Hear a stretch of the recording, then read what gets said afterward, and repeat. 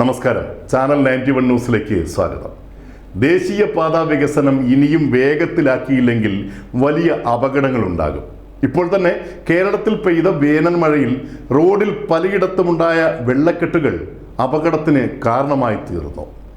6 വരിപ്പാത NH-66 എന്നത് നമ്മൾ മലയാളികളുടെ ഒരു വലിയ സ്വപ്ന സാക്ഷാത്കാരം തന്നെയാണ്.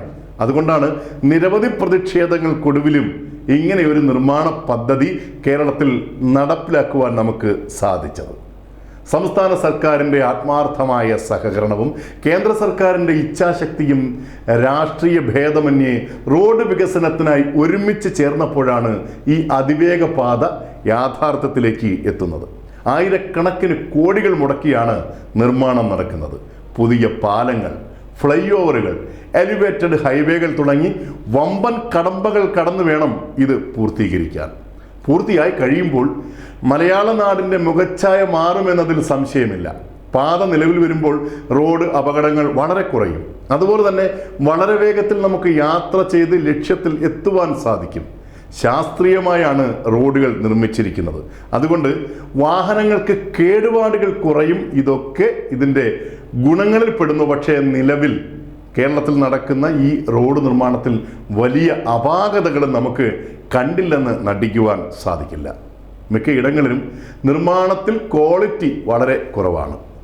ഈ നിർമ്മാണ പ്രവർത്തനങ്ങളിൽ കൃത്യമായ കേന്ദ്ര ഗവൺമെൻറ് തല ഇൻസ്പെക്ഷനുകൾ നടക്കുന്നില്ല എന്നതാണ് പ്രധാന പ്രശ്നം.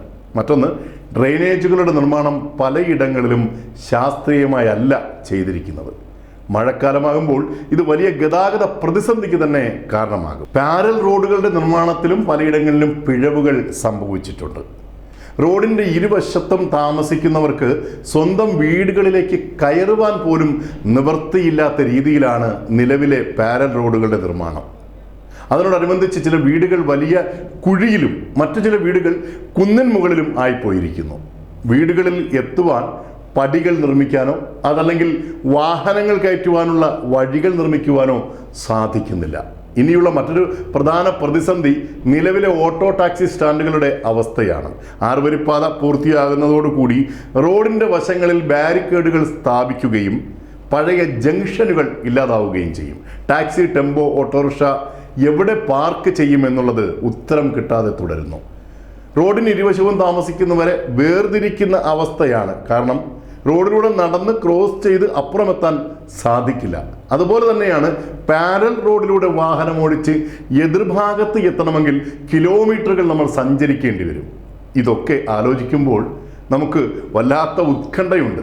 എങ്കിലും നമ്മുടെ നാടിൻ്റെ വികസനത്തിനെ എതിർക്കരുത് എന്ന വിവേകം നമുക്കുണ്ട്. പതിയിരിക്കുന്ന മറ്റൊരു അപകടം, അടുത്ത മാസം മുതൽ കേരളത്തിൽ മഴക്കാലമാണ്, പെരുമഴക്കാലം. റോഡ് പണികൾ എങ്ങും എത്തിയിട്ടുമില്ല. കൃത്യമായ സുരക്ഷാ സംവിധാനങ്ങളില്ല. മഴ പെയ്തു തുടങ്ങിയാൽ പണികൾ നടന്നുകൊണ്ടിരിക്കുന്ന ഇടങ്ങളിൽ നിന്നും ജലമൊഴുകി പോകാൻ മാർഗങ്ങളില്ല. പലയിടങ്ങളിലും റോഡ് നിർമ്മാണത്തിൻ്റെ ഭാഗമായി വലിയ കുഴികളാണ് ഉള്ളത്. അവിടെയൊക്കെ വെള്ളം നിറഞ്ഞാൽ റോഡ് ഏത് കുഴി ഏത് എന്ന് തിരിച്ചറിയാൻ പറ്റാത്ത അവസ്ഥയിലായി മാറും. ഇതൊക്കെ മനുഷ്യ ജീവനുകൾ നഷ്ടമാകും വിധത്തിലേക്കുള്ള അപകടങ്ങൾക്ക് വഴിവെക്കും.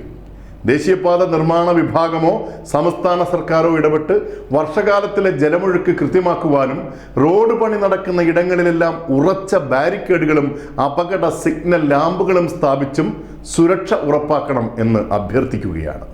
ഒരു അപകടം ഉണ്ടായതിനു ശേഷം അതിൻ്റെ കാര്യകാരണങ്ങൾ അന്വേഷിക്കുന്നതിന് കമ്മിറ്റിയെ വയ്ക്കുന്നതിന് പകരം അപകടം ഉണ്ടാവാതിരിക്കുവാനുള്ള സുരക്ഷാ സംവിധാനങ്ങൾ ഒരുക്കുകയാണ് വേണ്ടത്. News desk, channel 91.